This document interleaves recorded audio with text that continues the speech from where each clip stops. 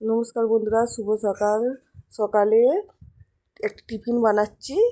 তো দেখুন, এখানে এঁচোড় নিয়েছি।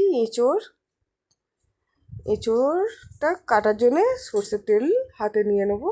তো এঁচোড়টা দিয়ে এখনও আঠা বেরোচ্ছে। এঁচোড় আলু একসঙ্গে কেটে নেবো। সরিষার তেল হাতে নিয়ে নিয়েছি। তো এঁচোড়টা আমি টুমটুম করে কেটেছি, কিন্তু এঁচোড়ের দানাগুলো আমি সব ফেলে দিয়েছি।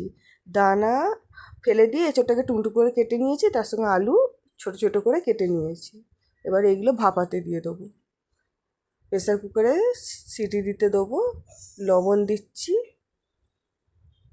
আর হলুদের গুঁড়ো দিলাম, দিয়ে জল দিয়ে প্রেসারে সিটি দিতে দেবো।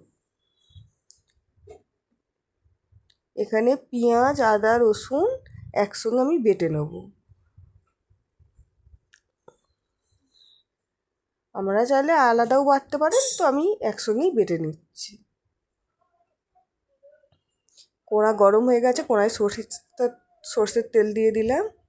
দিয়ে আদা রসুনটা যে বেটেছিলাম সেটা দিয়ে দিচ্ছি।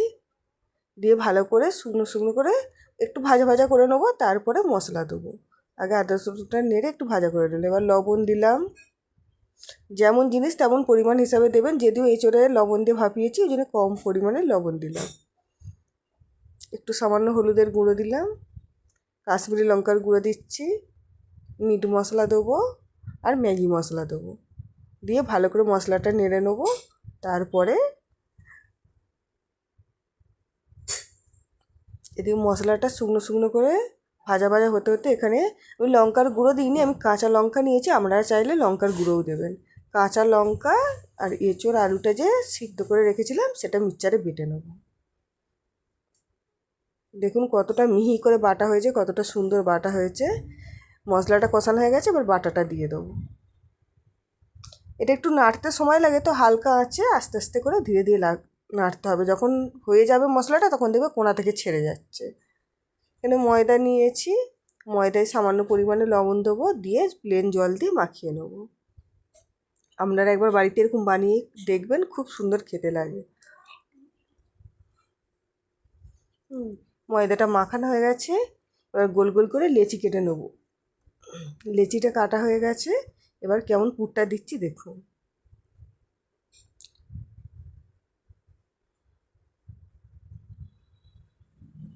পুরটা দিয়ে ভালো করে সাদা তেল দিয়ে বেলে নেবো লেচিগুলো।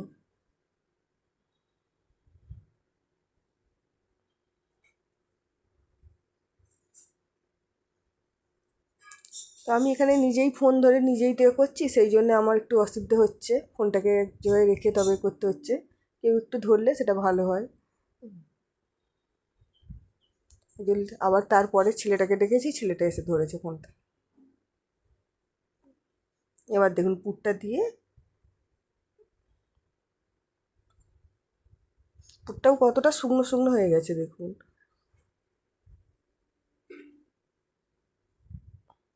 এইভাবে একবার বাড়িতে বানিয়ে খেয়ে দেখবেন, খুব সুন্দর খেতে লাগে। সাদা তেল নিয়েছি বাটিতে, সাদা তেল দিয়ে এবার বেলে নেবো। এরকম করে সব লেচিগুলোই বেলে নেবো, নিয়ে তারপরে ভাজবো।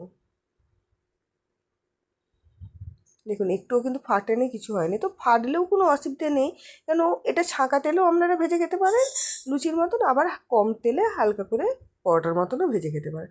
কিন্তু কম তেলে পরোটার মতন ভাজলেই ভালো লাগে বেশি খেতে।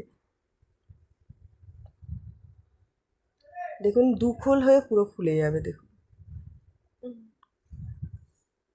তো আমাদের বেশি তেলে পছন্দ করে না, সেই জন্য আমরা এইভাবেই বানিয়ে খাই।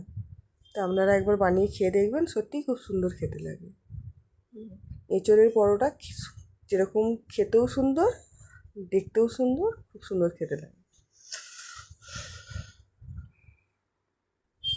দেখেছেন কেমন দুখোল হয়ে পুরো ফুলে গেছে। এটাতে আমরা থেকে তেলও বেশি খেতে হলো না, উপরন্ত জিনিসটাও ভালো হলো। এটা লুচির মতনও আপনি বেশি করে তেল দিয়েও ভাজতে পারেন, কিন্তু তার থেকে বরং এরকম করে ভাজলেই ভালো লাগে বেশি খেতে।